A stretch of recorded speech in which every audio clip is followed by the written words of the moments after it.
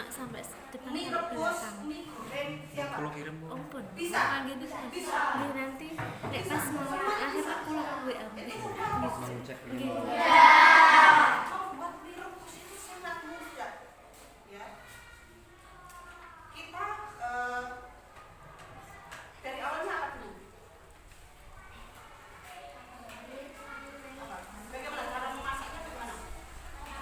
Ya, menyediakan air kemudian menyalakan kompor dan merebusnya apa? Mie. Air dulu yang direbus baru kemudian mie-nya dimasukkan. Ya, betul.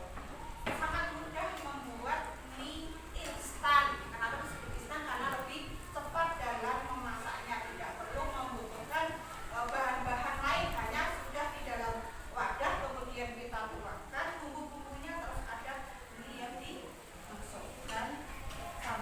Nah, materi kita kali ini itu tentang pembelajaran berpikir komputasional. Apa itu? Pembelajaran berpikir komputasional. Ada yang pernah mendengar seperti itu? Berpikir komputasional. Maksudnya di sini adalah bisa dikatakan sebagai programmer. Manusia itu sebagai programmer.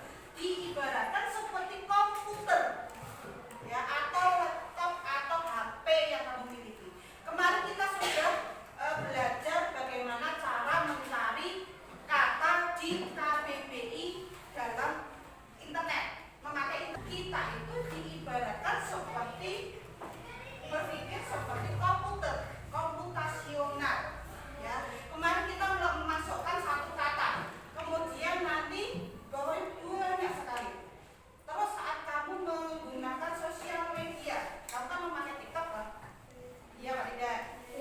Tahu kenapa? Saya follow kalian semua. Jadi gini, kalau kamu memasukkan pencarian satu, kemudian nanti setelah itu walaupun pencariannya kamu hapus, akan